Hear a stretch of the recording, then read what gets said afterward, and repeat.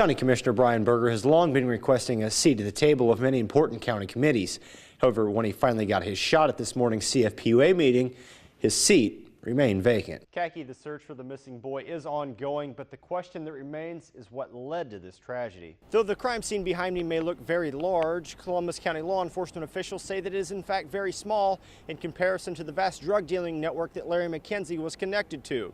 As the last rain bands from Hurricane Sandy blow ashore, the surf is still pushing inland, flooding some areas here on Pleasure Island. 3 and 11.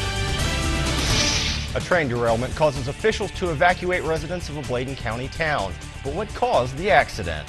Good evening and thanks for joining us for your news at 11. I'm Holden Kurwicki. An accident caused quite a scare in Bladenboro this weekend, but this one did not involve a car. WWAY's Christina Anthony has the story in our lead at 11.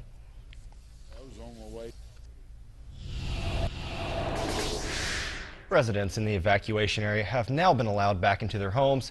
CSX crews will be on site over the next several days to clean up the accident. It's been a busy weekend for fire crews in Brunswick County after a series of house fires. WWAY's Janie D spoke to fire officials today and has the story. Fire crews in Brunswick County have been busy this weekend. Fire officials are still investigating the cause of the vacant house fire. At this time, the two injured firefighters are recovering safely at home. We have an update on the International Longshoremen and the United States Maritime Alliance agreeing to a new deal, averting a strike at least 15 East Coast ports, including the one right here in Wilmington. The current deal was set to expire on December 31st, but the two sides had agreed to push back the strike with the sense that an agreement was near. The new deal must be ratified by local unions by February 6th. A UNCW student who successfully fought off sarcoma had some of the best seats in the house for tonight's Super Bowl. Freshman Alex Harris and his family were sent to New Orleans for the big game thanks to the Make-A-Wish Foundation. While in New Orleans, Alex was given a behind-the-scenes look at the Superdome. He told me before he left his goal was to meet Ray Lewis and get his autograph before the game, but no word yet if that happened. In Wilmington, people did not have to lawyer up to ask legal questions this weekend. It was Ask a Lawyer Day Saturday at the Independence Mall. Wilmington lawyers set up booths to give one-on-one advice to anyone with legal questions. A variety of lawyers were there to handle everything from criminal law and real estate to workers' compensation and insurance. Lawyers wanted to give back to the community and help people handle legal issues on their own. You know, not everyone can afford to hire an attorney and pay for the first consultation when maybe they have a really simple legal question. We can kind of point them in the right direction and show them or walk them through the steps of how to handle that on their own. Wilmington lawyers are volunteering for another event coming up on March 1st. People can call a toll-free number and ask questions. Coming up next on News Channel 3 at 11, an email has landed a freshman lawmaker in hot water with the NAACP. Hear why both sides are crying racism. Plus, the power may have won out in New Orleans, but John has all of the high-voltage Super Bowl highlights coming up. It's going to be cool Monday. I'm waiting for that 60-degree weather on Tuesday, though. Yeah, it's going to be nice. That's right around normal for us. So. Oh, it's going to be pretty. Folks in the mountains of North Carolina saw their fair share of snow overnight as well. Some areas of Madison County had up to 6 inches of snow on the ground this morning. Megan Shearing shows us how it was a welcome sight for some, but not for the DOT workers. Sunday morning, Madison County was transformed. The DOT will have crews working overnight to hopefully make the Monday morning commute a little smoother. Still to come on News Channel 3 at 11, comments made via email have landed a freshman lawmaker in hot water. Hear why both sides are screaming racism.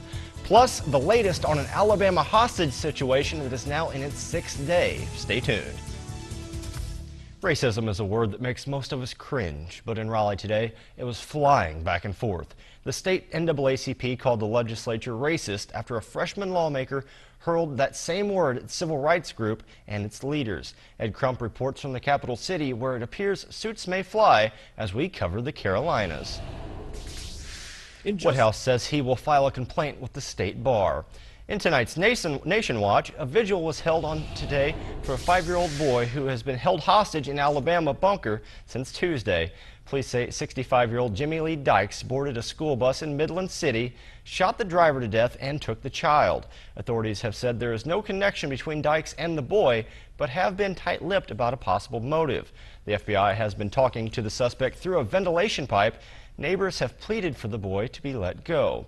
Still to come in sports, the UNCW women's basketball looks for a crucial CAA road win, and John sits down with a man who has turned the lights out on a few boxers in his day. We'll have that and more after the break.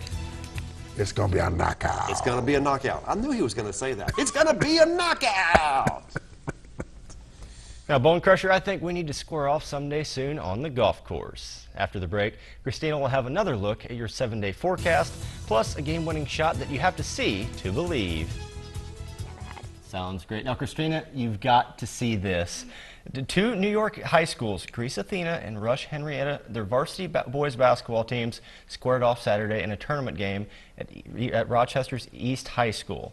With just seconds to go in the fourth quarter, the score was tied at 54 when Rush Henrietta point guard Daniel Bay Barkley stumbled but kept his dribble as the clock ticked down and sidearmed a half-court shot before the buzzer, and he won the game 57-54.